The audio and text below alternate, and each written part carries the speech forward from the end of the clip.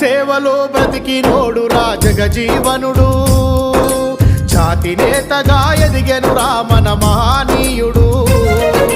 దేశ ప్రజలను ఎన్నడు మరువని జగజీవనుడు, దేశం గుండెల బదిలంగున్నడు జనజీవనుడు.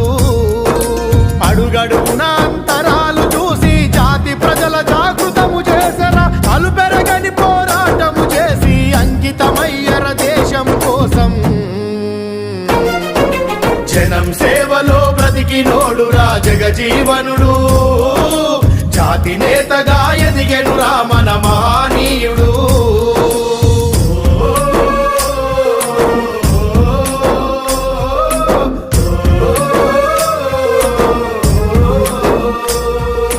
బిహారు రాష్ట్రం షాబాదు జిల్లా చాందువ గ్రామంలో పుట్టినాడురా, శోభిరాము బసంతి దేవిలా ముద్దుల కొడుకై ఎదిగినాడురా. చదివే బడిలో వివక్ష చూపితే అగ్గి పిడుగయ్యి రగిలినాడురా.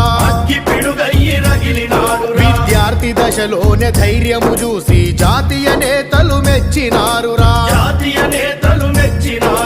భారత స్వాతంత్ర పోరాటంలో జైలు జీవితము గడిపినాడురా. యుక్త వయసులో జ్ఞానయోధుడై రాజకీయాలే నేర్పినాడురా.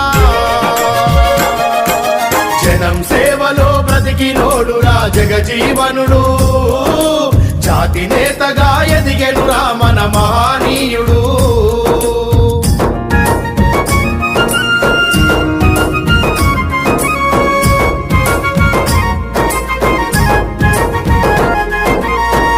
నాడే చరిత్ర సృష్టించి పార్లమెంటులో అడుగుపెట్టెరా.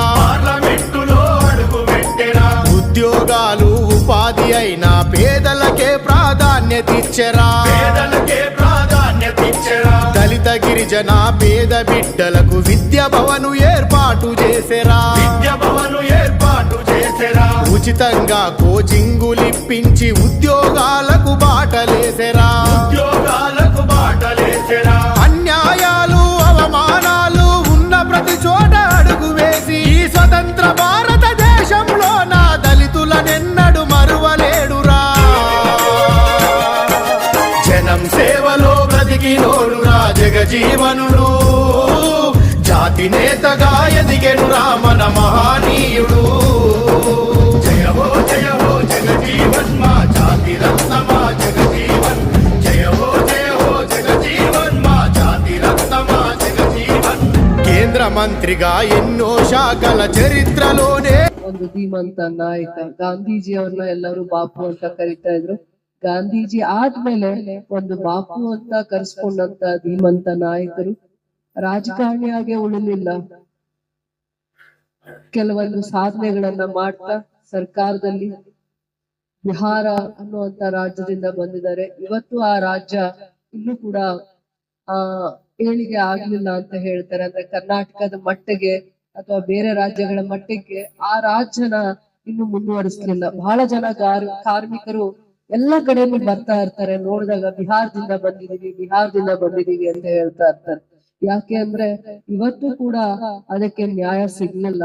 ಅಸ್ಪೃಶ್ಯದ ನೋವನ್ನ ನುಂಗಿ ಮತ್ತೆ BSc ಪದವಿಯನ್ನ ಪಡೆದು ಕಲ್ಕತ್ತಾ ಯೂನಿವರ್ಸಿಟಿಯಲ್ಲಿ ಬಹಳ ಜನ ಒಡನಾಟವನ್ನ ಇಟ್ಕೊಂಡು ಅವರು ವಿದ್ಯಾವಂತರ ಆಗ್ತಾ ಜನರ ಸಮಸ್ಯೆಗಳಿಗೆ ಸ್ಪೃಶ್ಯ ಸಮಸ್ಯೆಗಳು ಏನಿತ್ತು ಅವತ್ತಿನ ಕಾಲಕ್ಕೆ ಇತ್ತಂತ ನೋವನ್ನ ಯಾವ ರೀತಿ ಸರಿಪಡಿಸ್ಬೋದು ಅಂತ ಒಂದು ದೂರದೃಷ್ಟಿ ಇಟ್ಕೊಂಡು ಸೇವೆಯನ್ನ ಮಾಡ್ಕೊಂಡು ಬರ್ತಾರೆ.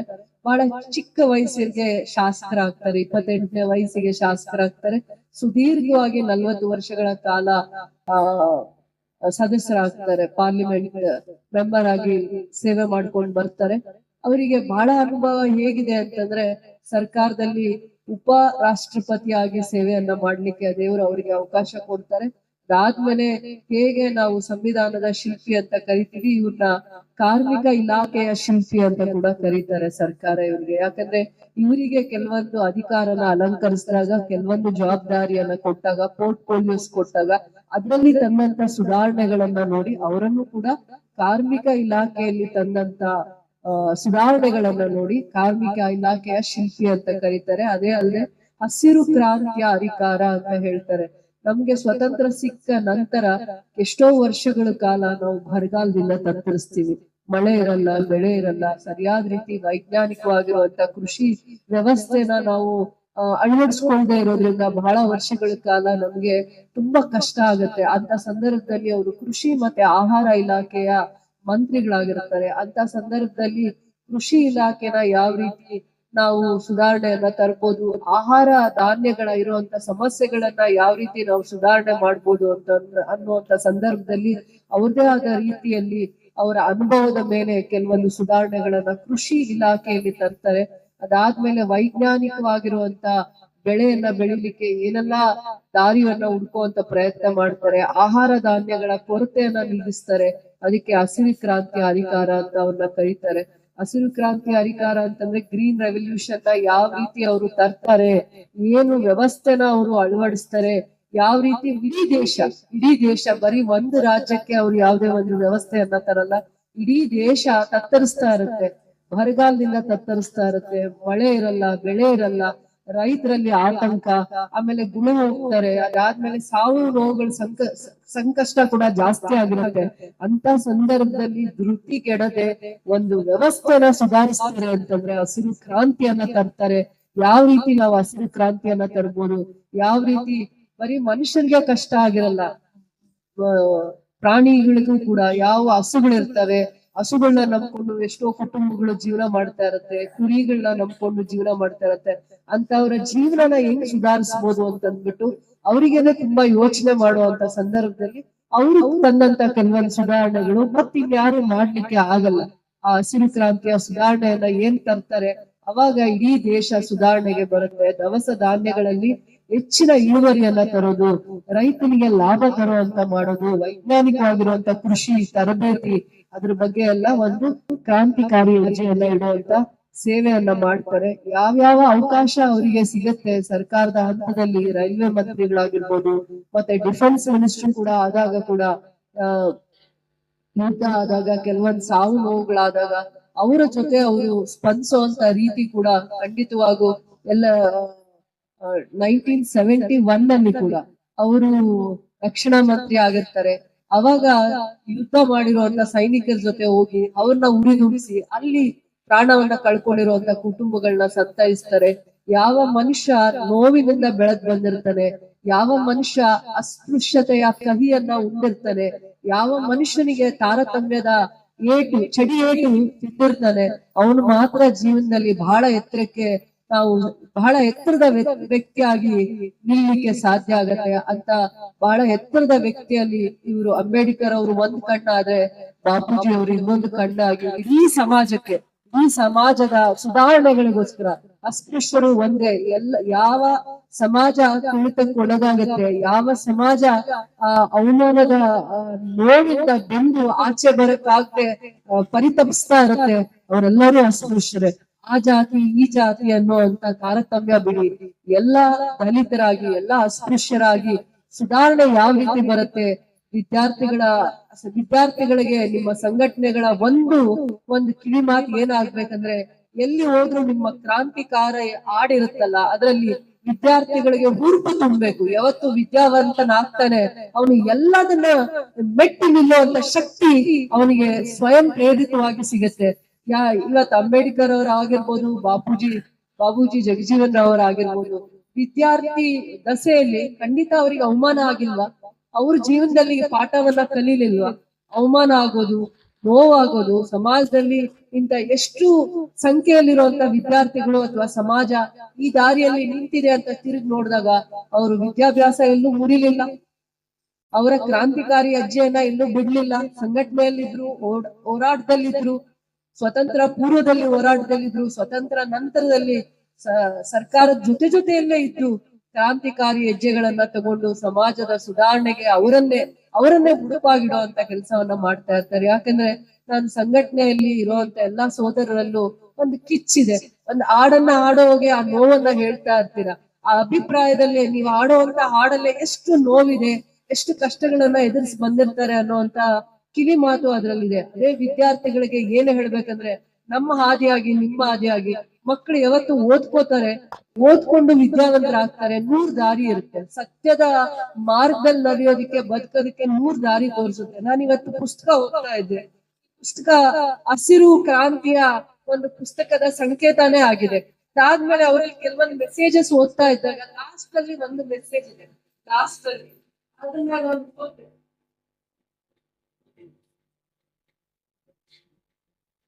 Truth is one way. Truth is one. Ways are many. ಅಂದ್ರೆ ಸತ್ಯದ ಮಾರ್ಗದಲ್ಲಿ ನಡೆಯುವಂತವರಿಗೆ ಸತ್ಯ ಒಂದೇ ಆಗಿರುತ್ತೆ, ದಾರಿ 100 ಆಗಿರುತ್ತೆ. ಅಂದ್ರೆ ವಿದ್ಯಾವಂತರು ಯಾರು ಆಗ್ತಾರೆ, ಯಾರು ಕಷ್ಟದಿಂದ ಬಂದಿರುವಂತ ಒಬ್ಬ ವಿದ್ಯಾವಂತನಾದಾಗ ಖಂಡಿತವಾಗೂ ಅವನು ಸಮಾಜಕ್ಕೆ ಕೊಡುಗೆಯನ್ನ ಕೊಡ್ತಾರೆ. ಇವರು ಆದರ್ಶವಾದಿಗಳು. ಇವರು ಆ ದಾರಿಯಲ್ಲಿ ನಡೆಸುವಂತ ಮೈಲ್ಗಲ್ಲಲ್ಲಿ ನಿಂತಿದ್ದಾರೆ. ಇಡೀ ಮಾನವರಾಗಿರುವಂತದ್ರಲ್ಲಿ ವಿಶ್ವ ಮಾನವ ಅಂತ ಗುರ್ತಿಸ್ಕೊಂಡಾಗ ಇವರ ಆದರ್ಶಗಳು, ಇವರ ತತ್ವಗಳು, ಇವರು ನಡೆದಂತ ದಾರಿ, ಇವರು ಬಂದಂತ ಕಷ್ಟಗಳಲ್ಲಿ ನಡ್ಕೊಂಡು ಬಂದಂತ ದಾರಿಯಲ್ಲಿ ಇವರು ಅನುಭವಿಸಿದಂತ ಅವಮಾನ, ನೋವು, ಅದಾದ್ಮೇಲೆ ಅವರು ಬೇರೆ ಇನ್ಯಾರಿಗೂ ಅವಮಾನ ಮಾಡ್ಬೇಕು, ಬೇರೆ ಇನ್ಯಾರಿಗೂ ತೊಂದರೆ ಮಾಡ್ಬೇಕು ಅನ್ನುವಂತ ದಾರಿಯಲ್ಲಿ ಬದುಕಲಿಲ್ಲ. ಆದ್ರೆ ಯಾರಿಗೆ ಅವಮಾನ ಆಗತ್ತೆ ಅವ್ರನ್ನ ಯಾವ ದಾರಿಯಲ್ಲಿ ನಡೆಸ್ಬೇಕು, ಅವರಿಗೆ ಸಮಾನತೆಯ ದಾರಿ ಯಾವ ರೀತಿ ತೋರಿಸ್ಬೇಕು. ಆಮೇಲೆ ನಿಮ್ಗೆ ಗೊತ್ತಿತ್ತ, ಅಸ್ಪೃಶ್ಯರು ಮತದಾನ ಮಾಡೋಂಗೆ ಇರ್ಲಿಲ್ಲ, ಮತ ಹಾಕ್ಲಿಕ್ಕೆ ಅವಕಾಶ ಇರ್ಲಿಲ್ಲ. ಯಾವ ದಿನಗಳಲ್ಲಿ ಮತ ಹಾಕ್ಲಿಕ್ಕೆ ಅವಕಾಶ ಬಂತು? ಯಾಕೆ ಅಂದ್ರೆ ಅಸ್ಪೃಶ್ಯರು ಓದ್ಲಿಕ್ಕೆ ಅವಕಾಶ ಇರ್ಲಿಲ್ಲ.